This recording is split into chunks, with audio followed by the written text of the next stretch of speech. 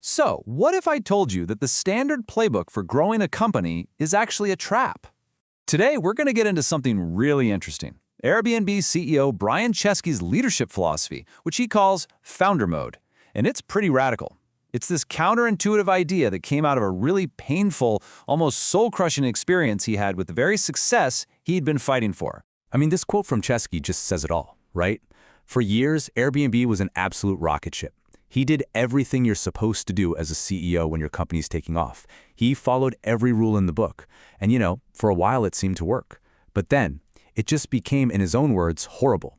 And that horrible feeling wasn't just a bad week.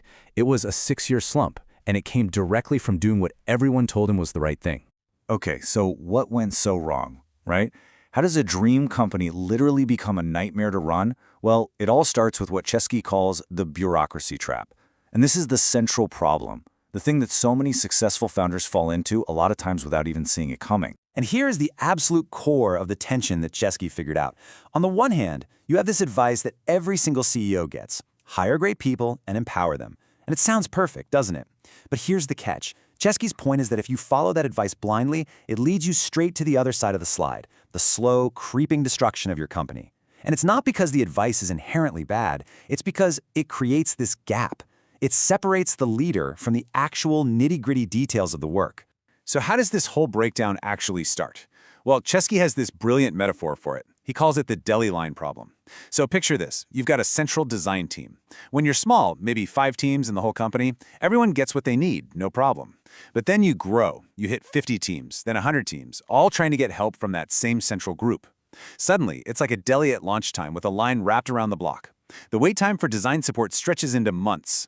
So what happens? The other teams get frustrated. They can't wait that long. So they just go out and hire their own designers. And now you've got this totally fragmented, super inefficient system. And that fragmentation, it just multiplies from there. Chesky has another great name for this: the babushka dolls effect. Think about it. You hire a manager, and what do they want to do? They want to build their own team, their own little mini organization. So they hire their own sub-managers, who then hire their own sub-managers. And before you know it, your nice, clean structure of 10 teams has just exploded into 100 tiny teams.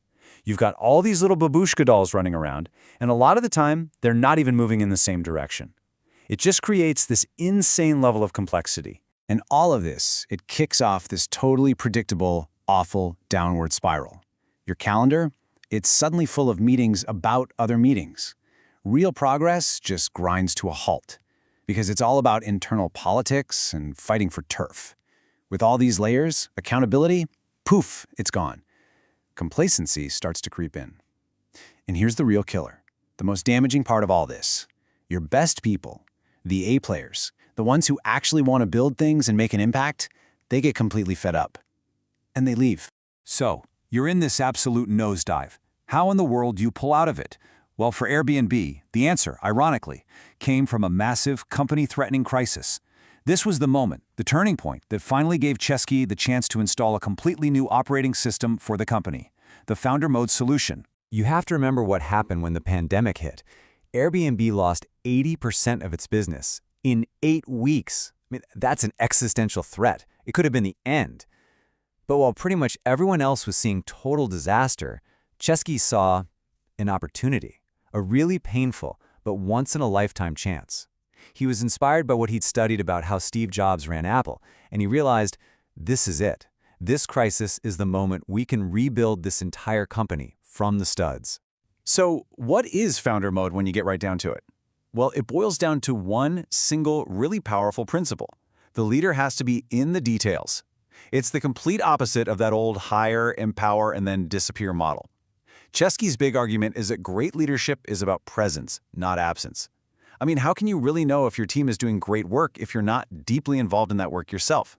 Okay, so theory is one thing, but what does this actually look like day to day? How do you do it? And that brings us right into Section 3, a leader in details.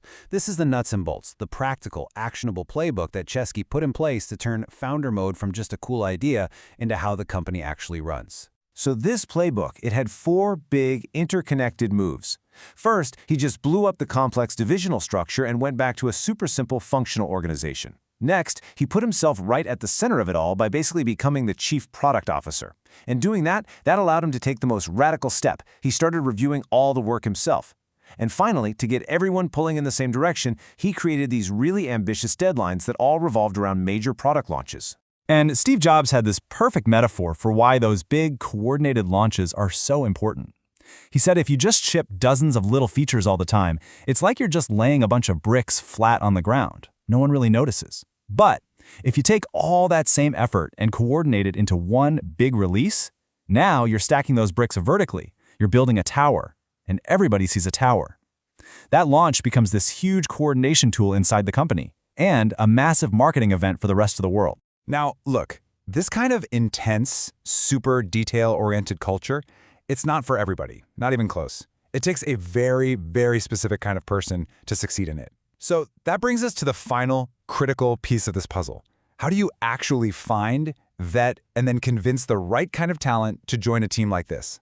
And that really is the million-dollar question, isn't it? You're not looking for someone who just wants a cushy 9-to-5 job in a big bureaucracy. Nope, you're looking for builders. You're looking for operators, people who are just obsessed with their craft. So how on earth do you find those people? Okay, so Chesky's approach here, it completely flips traditional hiring on its head. See, most companies, they operate with what you could call a presumption of innocence. They're basically looking for an absence of weaknesses or red flags. If they don't find any big problems, the person's probably okay. Chesky says, no, do the exact opposite. You have to have a guilty until proven innocent mindset. You're not looking for the absence of bad. You're actively searching for positive, overwhelming evidence of their excellence. So to find that evidence of excellence, the process has to be super rigorous. It means you prioritize deep, meaningful reference checks way more than interviews. Why? Because as Chesky puts it, senior executives are basically black belts at interviewing. When you do those reference checks, you can't just take the first answer. You have to dig, ask follow-up questions, get to the real details. And you have to qualify the person giving the reference. Is that person an A player? Because let's be honest, B players tend to recommend other B players. And maybe most important of all, you can't outsource this. The founder, the leader, has to be the one making those calls. And then, when it comes to actually closing one of these incredible candidates, Chesky points to this legendary ad from the explorer Ernest Shackleton. Just listen to what he's selling here.